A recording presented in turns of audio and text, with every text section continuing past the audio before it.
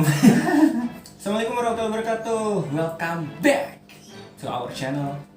Just name Dando. Di sini hari ini gue bakal sharing lagi yang waktu itu tuh, yang gue sharing summer school. Sekarang sharing lagi nih dengan Kak Octaviano Hartanto. Halo.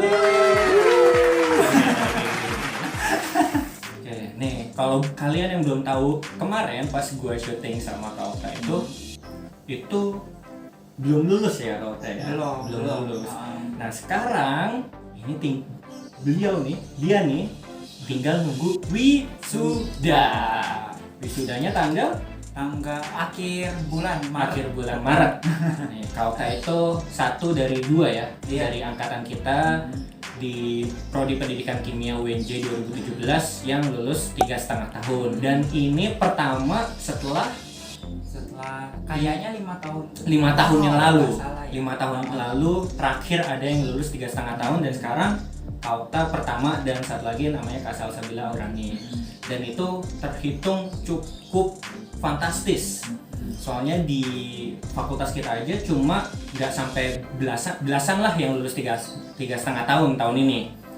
Belum juga yang karena suasana pandemi kan. Suasana pandemi kan penelitian susah. Iya. Dan untuk dapat 3,5 tahun itu butuh effort yang luar biasa dan sangat luar biasa semangatnya gitu.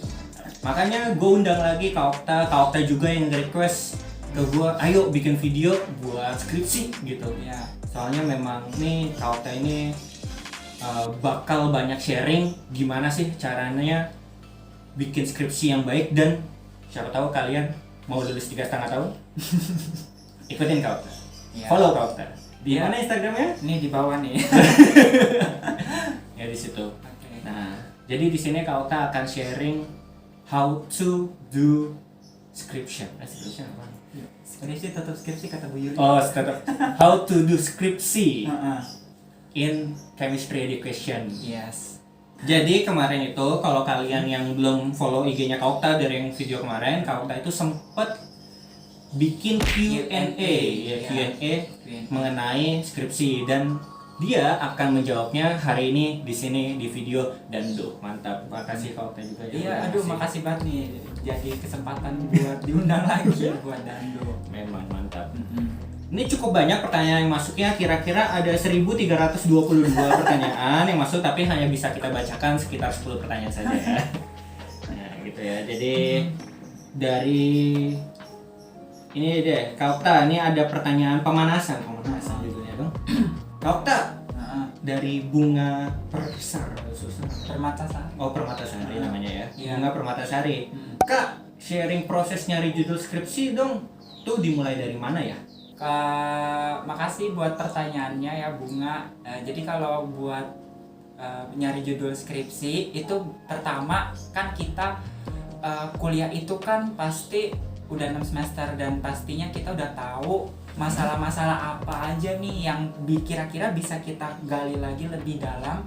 Dari setidaknya 6 semester itu udah dapat. Nah, untuk mencari judul skripsinya itu pasti dari masalah. Nah, yang dicari itu masalah yang terbaru pastinya. Jadi kita cari masalah. Iya, cari masalah yang terbaru Iya. yang itu belum pernah diselesaikan loh gitu, dan itu adalah suatu kebaruan, dan itu pasti dilirik banget sama dosennya gitu. Tapi sebenarnya kalau misalkan kita judul skripsi sama kayak yang sebelum-sebelumnya, tapi misalkan tetap nunjukin suatu kebaruan juga sebenarnya nggak apa-apa ya? Nggak apa-apa, itu berarti ada kebaruannya. Nah, dapetin kebaruannya itu dari kita baca-baca artikel gitu. Jadi banyak inspirasinya tuh dari baca. Dari Baca itu bener banget. Kalau bisa dari sekarang itu kita rajin-rajin deh coba baca artikel. Yang pertama harus fokus dulu nih, masalahnya mau ambil apa, ya topiknya ini. Oke. Nah, cari lebih dalam lagi di artikel-artikel yang tentunya harus relevan gitu. Nah, kalau boleh tahu Kak Octa skripsinya tentang apa tuh? Kalau saya topiknya tentang miskonsepsi ya, atau kesalahpahaman lah dalam pembelajaran gitu. Kesalahpahaman dalam kalau pembelajaran. saya. Yang setahu saya itu kalau miskonsepsi itu tuh sebenarnya udah dalam tanda kutip jadul sebenarnya ya, miskonsepsinya jadul. Iya. Nah, yang kebaruan dari Kak Octa itu apanya? Nah, kebaruannya itu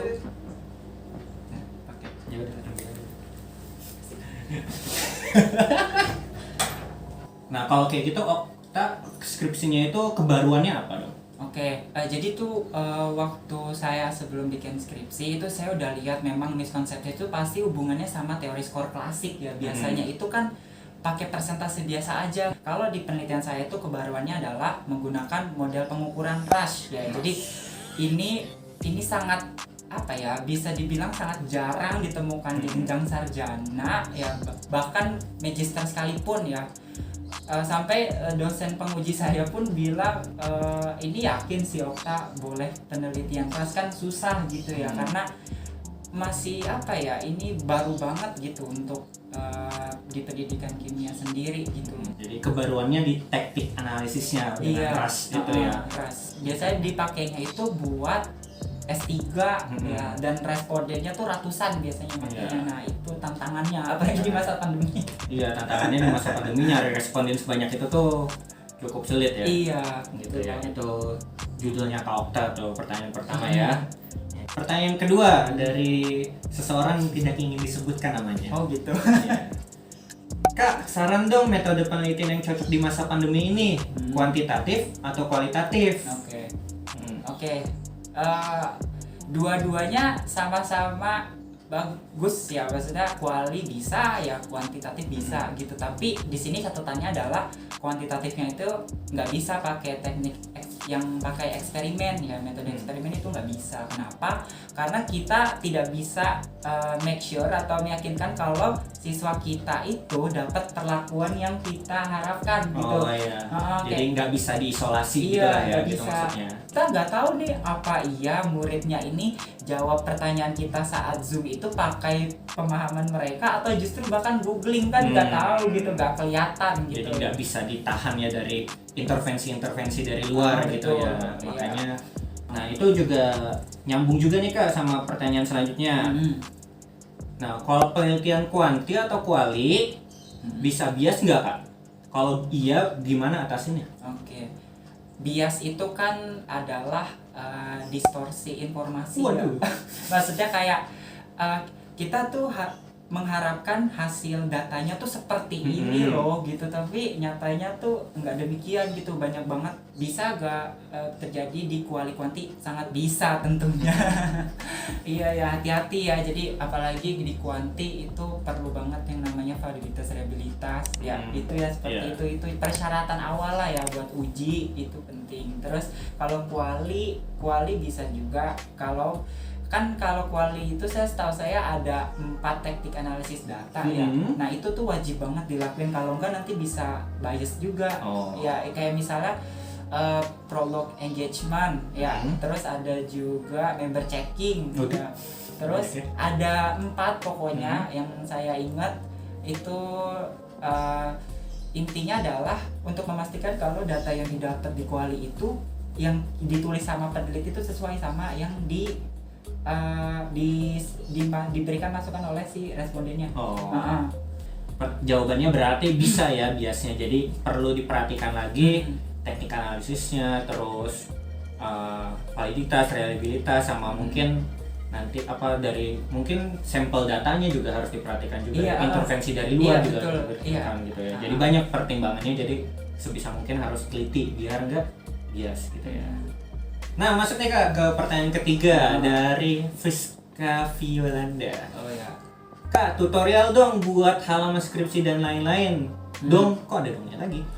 Yang atas bawah apanya ini Kak? Halamannya. Oh, atas bawah halamannya. Gimana Kak? Oh, iya emang skripsi itu unik ya, nggak kayak apa makalah biasa kayak kita bikin dulu mungkin pas SMA atau pas bikin laporan BM mungkin ada halamannya ya. Nah beda memang. Jadi kalau dia itu skripsi di halaman bab utama awal, kayak misalnya nih bab 1. Nah nanti di paling bawahnya itu halamannya itu penomorannya ada di bawah tengah. Nah nanti pas selain itu yang ada tulisan bab-babnya itu nanti dia ada di pojok kanan atas halaman nomornya. Nah gitu, jadi beda-beda. Kayak bab 2 berarti yaudah di bawah nomornya, nanti setelahnya di atas Atas lagi. kanan. Tutorialnya mungkin nanti ada di YouTube, sebenarnya ada, nanti mungkin linknya dikasih ke link deskripsi aja kali ya. Oke. Lanjut Kak ke pertanyaan Empat. ke-4. Ini dari Gita27 _. Oh ya, murid saya itu. Iya. Terus Kalau kuliah semester berapa yang pakai bahasa Inggris Kak? oke. Terus gimana tips yang bahasa Inggrisnya B aja? Oke. Ngerti ya maksudnya? Paham. Iya. Didapat itu waktu itu semester 2. Ya. Matkulnya dapatnya semester 2. Iya, mata kuliahnya, dan itu wajib ya, mata kuliah wajib di semester 2. Nah, bagaimana caranya supaya bahasa Inggrisnya itu B aja? Mungkin maksudnya kayak biar terbiasa kali ya. Mungkin ya, caranya biar terbiasa itu mungkin kalau dari saya sering itu sih nonton film yang nggak pakai subtitlenya, itu membantu banget. Iya, karena kan kalau tes TOEFL atau IELTS itu kan dia ada listeningnya, itu sangat membantu banget. Kalau udah terbiasa pasti bisa. Terus gimana caranya kita itu memastikan kalau kita tuh paham loh sama bahasa Inggris sama yang kita omongin. Coba aja deh sehari-hari nih kita ngomong sendiri, ya misalnya kita mau mencari barang di mana gitu, terus kita pakai bahasa Inggris gitu buat bikin pertanyaan di mana ya barangnya. Nah, itu di Inggrisin sendiri. Kalau dari situ kita tahu ada bagian kalimat yang hilang yang kita nggak tahu, nah itu berarti tandanya belum paham. Itu bisa dicoba. Jadi intinya kalau biar bahasa Inggrisnya bisa lebih lancar, ya pakai bahasa Inggrisnya buat kegiatan sehari-hari yang mungkin dari hal-hal kecil gitu ya. Iya, betul. Mungkin yang nggak harus komunikasi kita nggak harus pakai bahasa Inggris, tapi komunikasi sama diri sendiri coba pakai bahasa Inggris gitu ya. Iya, jadi benar. dipakai bahasa Inggrisnya, soalnya memang kita bisa kalau Biasa. Pertanyaan selanjutnya dari Farel Fahdian. Pertanyaan singkat banget. Ini bukan pertanyaan bahkan. Saya masih bingung nentuin jurusan. Pertanyaannya apa? Bingung kali. Masih bingung mungkin ya, Sarannya. gimana sarannya biar nentuin jurusan gitu. Iya. Kalau dari saya sih bisa ditentuin dari semenjak SMA, itu pastilah ya. Iya. SMA kelas 1 sebenarnya udah bisa itu. Kayak ya paling nggak semester 2 di kelas 1 SMA lah udah kelihatan ini kayaknya gue lebih suka mata pelajaran ini daripada ini. Itu bisa loh. Jadi dari mata pelajaran itu sebenarnya udah ketahuan ini arahnya mau kemana gitu. Nah, lebih baik konsisten kayak Pak Habibie bilang kan ya, kalau mau sukses konsisten gitu sama apa yang disukainnya gitu, lebih didalemin lagi gitu. Terus juga jangan lupa, mungkin ada beberapa yang cari prospek kerjanya udah dari jauh-jauh hari, bisa gak sih? Jadi bukan suka sama jurusannya tapi nantinya pengen kerja apa? Iya. Jadi memang harus dari minat sama bakat Bakat, masing-masing iya. sih. Benar. Pengennya kemana, arahnya kemana, harus tahu lah. Masa-masa SMA kan memang masa-masa main ya, masa-masa main gitu. Jadi mungkin banyak dalam tanda kutip yang belum kepikiran mau ke jurusan apa. Jadi nggak apa-apa sebenarnya main-main, tapi tetap Sambil cari tahu. kasih waktu luang buat mikirin masa depan. Benar, iya. Mikirin masa depan, menikah. Sama satu lagi itu, Apaan? satu lagi yang bisa ada tes psikotes biasanya. Oh iya, psikotes gitu ya. buat psikotes kepribadian. biasanya nyediain tuh nanti lebih cocoknya kemana. Iya, biasanya itu membantu juga. Iya, itu buat ngarahin aja sih. Nanti kan dikasih pilihan-pilihan yang cocok. Ya tinggal ya kalau di luar dari psikotes itu juga sebenarnya nggak apa-apa. Pertanyaan nomor 6 dari siapa nih? Nurwita Faiza. Ini pertanyaan trivia banget sih. Kenapa Okta ambis banget? Ya ampun. Tiba-tiba ditanya ambis gitu ya. Iya. Ya ampun. Mungkin perlu diluruskan nih tentang makna arti ambis tuh kayak gimana ya. Karena kan ada ambis yang positif, setahu saya itu yang baik nih. Maksudnya bisa memberikan dampak yang baik nih buat temen-temennya sekitar gitu ya. Atau yang ambis negatif yang justru menjatuhkan gitu contohnya ya.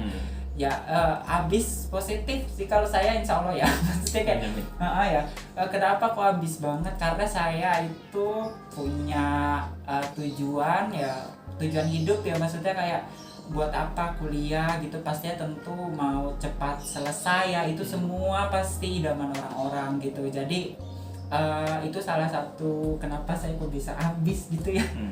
Biar cepat selesai lah intinya. Terus yang kedua pasti ingin membahagiakan orang-orang yang tersayang dan tentunya yang terdekat gitu. Kalau gue ngelihatnya Kaukta ini tuh punya target. Iya. Dan Kaukta itu orang yang kalau target itu harus dicapai gitu. Nah, kalau bisa secepat mungkin gitu. Makanya kayaknya motivasi itu yang terbangun. Mungkin mah kalau yang lain kayak ya gue punya target tapi dalam jangka waktu 3 bulan gitu. Nah, gue bisa capai gitu. Terus kalau misalkan nggak dapet ya udah gitu. Nah, kalau Kaukta ini memang Kelihatannya gimana? pengennya cepet nih. Kalau kita 3 bulan, yang lain 3 bulan, Kaukta pengennya sebulan harus selesai. Dan harus selesai gitu. Dan harus selesai. Nah, itu sebenarnya bisa bawa aura positif sih kalau kalian misalkan kerja dalam tekanan nanti di bidang pekerjaan gitu tuh. Hal tersebut tuh diperluin bisa, gitu. benar. Karena itu Iya. tinggal gimana cara komunikasinya aja biar ngerti sama yang lain. Soalnya kalau kayak gini memang pribadi banget kalau gitu. Balik ke target ya. Balik ke targetnya itu. Gitu ya, Nurwita Faiza, Kaukta memang ambis. Fix ambis. Fix ambis ya. Oke, lanjut. Nih pertanyaan selanjutnya dari Adamus. Gua Eskito tulisannya. Kak, jika ingin lulus 3,5 tahun, maka SPS maksimal selesai bulan keberapa ya? Oh, iya. Berapa lama? Lalu target per babnya selesai bulan apa aja? Oke. Itu bagus tahu. Itu berarti nanya tentang manajemen waktu ya guys. Iya, ini penting banget karena kalau terlewat penelitian pendidikan itu bisa ulang loh tahun depan bahkan. Iya. Kalau kamu itu males untuk mengganti judulnya berarti tahun depan. Kalau misalnya kamu pengen ngejar lagi di semester berikutnya berarti kan ganti judul, berarti ganti semuanya tuh yang di dalamnya itu. Soalnya kan kalau misalkan penelitian pendidikan biasanya berkaitan sama materi yang sedang diajarkan pada saat itu kan. Iya benar. Ya kayak misalnya laju reaksi adanya di misalnya semester 1 ya berarti ya temuin lagi ke semester 1 besoknya gitu. Jadi Contohnya. ke adik tingkatnya nanti ngetesnya gitu. Soalnya kalau semester selanjutnya nggak ada mata pelajaran itu. Nggak ada. Mata pelajaran. Nggak ada bab itu. Iya. Caranya oke, back to the topic ya. Caranya itu kalau saya itu bahkan sebelum mulai perkuliahan itu udah bikin loh bab 1 sampai bab 3-nya gitu dicicil. Itu waktu itu saya bikinnya itu inget banget ya. Dari pokoknya nih sebelum Agustus Juli kan ya bener ya. Juli Agustus ya oke. Dari Juli itu udah mulai nih sibuk cari judul. Itu udah sibuk banget kayak pusing banget. Iya, pasti itu pasti ya namanya mencari judul tuh pasti adalah pusingnya. Terus udah dapat judul pasti dikonsultasikan ke dosen pembimbing dong. Nah itu pasti perlu waktu. Nah itu tuh dipikirkan tuh hal-hal yang kira-kira butuh waktu itu dipikirkan juga. Nah udah dapat judul udah bilang ke dosen oke fix. Nah disusun lah di bulan Agustus itu full di bab 1 sampai bab 3. Iya, itu udah full tuh bab 1 bab 3. Jadi tuh nah pas siap dibuka untuk ayo siapa yang mau maju seminar proposal skripsi gitu kan ya dosennya. Nah itu saya udah mengajukan diri gitu. Yang lain baru malah nonton judul ya. Iya, gitu. Iya makanya pada shock juga teman-teman. Termasuk saya. Iya termasuk ini juga nih Fajar juga shock. Kok lu udah maju sih? Gue aja belum dapet judulnya gak sih? Waktu itu apa udah ganti gue. Oh ganti judul. Ganti. Iya tuh kan ada tuh pasti ada aja yang ada yang on track judulnya tetap oke, konsisten, ada yang berubah-berubah tuh banyak pasti ada kayak gitu. Jadi itu tuh jadi kalau masalah judul pikirin mungkin beberapa judul juga ya yang sesuai minat juga. Benar, iya tuh seenggaknya 1 bulan itu sudah selesai. Terus kalau udah dibuka kesempatan maju langsung maju. Iya. Habis maju nggak lama harus proses validasi kayak gitu-gitu. Mungkin sebulan setelahnya baru penelitian. Nah uniknya nih kalau aku sendiri itu malah udah validasi loh sebelum maju proposal. Jadi udah clear banget tuh, udah ready pokoknya. Tinggal penelitian gitu. Iya, bener banget tinggal penelitian pokoknya itu. Terus penelitian tuh selangnya berapa deh? Berapa? 1 minggu setelah sidang, besoknya langsung penelitian. Ya. Habis penelitian tinggal olah data. Ada apa yang nanti ya komunikasi lagi sama dosen gitu-gitu ya. Ini kalau udah selesai disuruh maju aja gitu. Maju aja iya, banyak banget soalnya yang kok malu-malu maju, ada yang bilang juga tumbal, udah lu duluan aja yang maju, ada yang kayak gitu. Tapi ya nggak gitu juga, pokoknya maju aja. Nah, kalau saya punya tips, kalau kalian mau lulus nomor 3,5 atau 4 tahun, satu tipsnya, kerjain skripsi. Kerjain. Oke, kerjain emang itu. Coba kalau kita pikirin mulu doang ya nggak bakal selesai. Benar. Harus dikerjain ya gitu. Walaupun salah-salah, tapi itu ngetik-ngetiknya gitu harus jalan. Gitu ya. Intinya kerja. Nih pertanyaan selanjutnya Kauta dari Anissa Umayyah. Nah, ini teknis nih. Gimana cara nganalisis kuali di bab 4? Oke. Cara analisis kuali ya.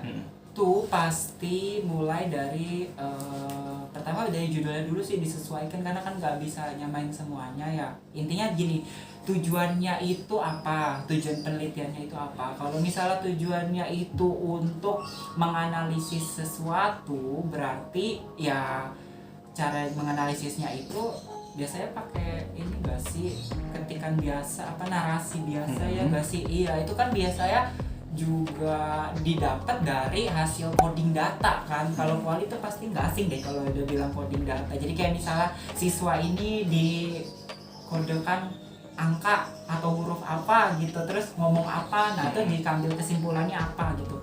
Terus makin banyak codingnya itu semakin bagus supaya narasinya itu makin lengkap dan tentunya informatif gitu. Nah, cara analisisnya itu bisa tuh. Jadi berarti semua itu memang dari tergantung codingannya dulu nih. Codingannya nih benar apa enggak.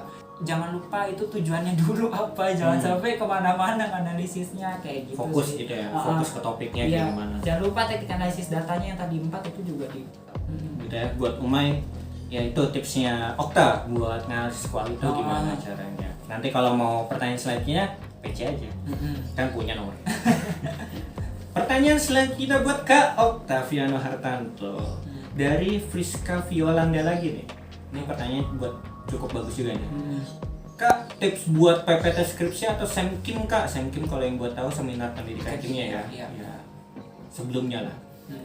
Tips buat PPT skripsi atau SEMKIM Kak, formatnya kayak apa ya? Hehe. Okay. Ada hehenya. Sip. Kalau PPT template nggak usah khawatir, kita nggak usah pikir lama-lama, pasti ngambilnya dari website. Contohnya kayak SlideGo itu udah cukup lah ya, banyak banget di situ website yang menarik banget dan bikin kita jadi enak loh buat ini, jadi senang gitu buat bikin PPT-nya. Ke SEMKIM dulu deh. Kalau SEMKIM tuh biasanya nanti dosennya ngasih di awal deh itunya, format SEMKIM-nya tuh kayak gimana. Soalnya setahu saya beda gak sih format SEMKIM yang kita dapat sama ke SEMPRO? Ada yang beda, bener, ada yang beda dikit. Kalau SEMKIM itu lihat ke dosennya. Kalau SEMPRO sahabat skripsi itu udah ada di buku panduan skripsi, jadi cukup lihat itu aja, kuanti seperti apa gitu. Nanti PPT-nya nyesuaiin sama isinya. Dan jangan banyak-banyak, poin-poinnya aja gitu. Pertanyaan selanjutnya, ini mungkin pertanyaan terakhir sih Kak Okta ya. Soalnya banyak banget yang nanya nih. Kiat-kiat saat beban akademik menghantam dong Kak. Terus cara mengatasi rasa udah nggak kuat kuliah gimana sih Kak? Terus hambatan terbesarnya apa sih Kak? Kiat-kiat sukses SEMKIM SPS skripsi kan nih banyak nih pertanyaan yang mirip-mirip nih. Jadi intinya kiat-kiat sukses kuliah sampai skripsinya tuh bisa 3,5 tahun. Terus hambatannya apa saja sih selama kuliah ini? Oke. Ya, hambatan kuliah menarik kayaknya.